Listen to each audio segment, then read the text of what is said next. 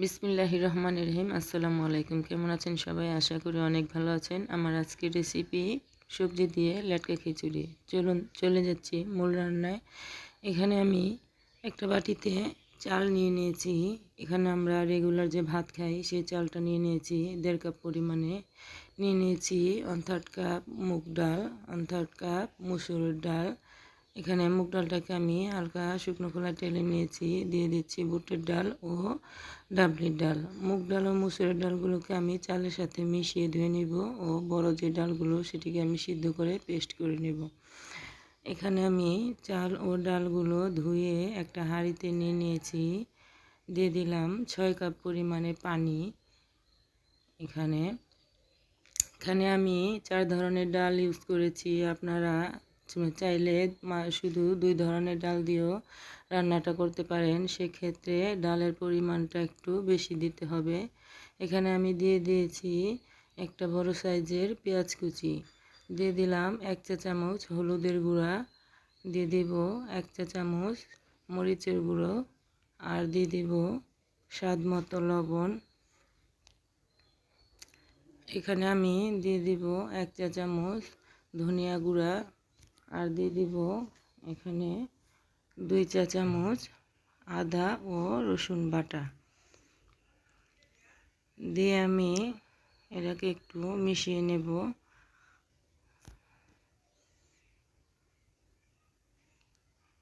এখন আমি এটাকে ঢেকে রান্না করব। চালটা ফুটে ওঠা পর্যন্ত, একটা বলক চলে আসা পর্যন্ত অপেক্ষা করব। যে খিচুড়িটা আমার বলক চলে এসেছে। এখন আমি ঢাকনাটা তুলে নিয়েছি, একটু নাড়াচাড়া করে নিচ্ছি। এখন আমি এখানে অ্যাড করব কিছু সবজি। শীতে নানা রকমের সবজি পাওয়া যায়, আপনারা আপনাদের পছন্দ মতো অ্যাড করবেন। এখানে আমি আলু, মিষ্টি কুমড়ো ও গাজর ইউজ করেছি। এখানে আমি সবজিগুলোকে ছোট ছোট টুকরো করে নিয়েছি। এখন আমি দিয়ে দিলাম 1 চা চামচ জিরা গুঁড়ো। এখানে আমি জিরাটাকে শুকনো খোলায় টেলে তারপরে গুঁড়ো করে নিয়েছি, মিশিয়ে দিলাম। এখন আমি ঢেকে এটাকে সেদ্ধ হওয়া পর্যন্ত রান্না করব। যে সবজিগুলো আমার চাল ও সবজিগুলো প্রায় সেদ্ধ হয়ে এসেছে। এখানে আমি 2 একবার নাড়াচাড়া করে নিয়েছিলাম। এখন আমি এর মধ্যে অ্যাড করে দিলাম 2টা টমেটো কুচি। দিয়ে মিশিয়ে দিলাম এটাকে। এখন দিয়ে দিলাম 4-5টা কাঁচামরিচ। কাঁচামরিচগুলোকে আমি মাঝখান থেকে কেটে দিয়েছি। এখন ঢেকে আরও 5 মিনিট অপেক্ষা করব। এখন 5 মিনিট পরে চলে এসেছি। এখন আমার সবজি, চাল ডাল সবই সুন্দরভাবে সিদ্ধ হয়ে গেছে। এখন আমি এটাকে একটু মিশিয়ে নিলাম। এখন এর মধ্যে অ্যাড করব যে ডালগুলোকে আমি সিদ্ধ করে তারপরে ব্লেন্ড করে নিয়েছিলাম, সেটাকে মিশিয়ে দিলাম। দিয়ে ভালো করে আমি নাড়াচাড়া করে নিচ্ছি। এখন আমি দিয়ে দিলাম বাটিটা ধুয়ে একটু পানি দিয়ে দিলাম এখানে। এই খিচুড়িটাকে নাড়াচাড়া করে তারপরে রান্না করে নিতে হবে কিছুক্ষণ। এটাকে যতটা ঘন চাই ততটা ঘনত্ব রেখে এটাকে রান্না করে নিতে হবে, শুকিয়ে নিতে হবে খিচুড়িটা। ভালো করে মিশিয়ে দিলাম।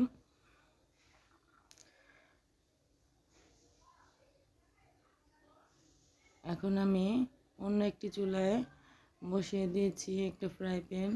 এখানে দিয়ে দিলাম তেল।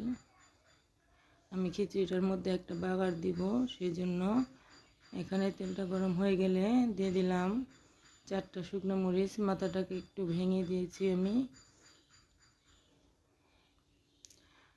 শুকনো মরিচটা একটু তেলের মধ্যে ভেজে তারপরে দিয়ে দিব 1/2 কাপ পেঁয়াজ কুচি। পেঁয়াজটাকে ব্রাউন কালার করে ভেজে নিতে হবে, যেরকম আমরা পেঁয়াজ বেরেস্তা করি সেরকম।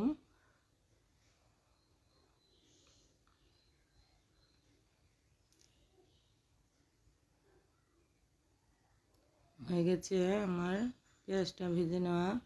এখন আমি দিয়ে দেব, ঢেলে দেব খিচুড়ির মধ্যে,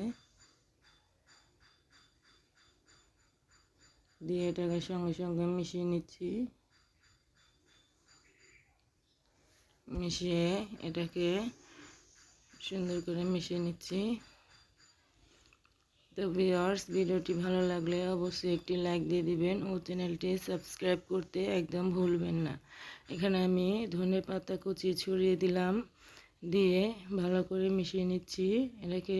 আর জাস্ট কিছুক্ষণ এটাকে চুলা রেখে তারপর আমি নামিয়ে নিব।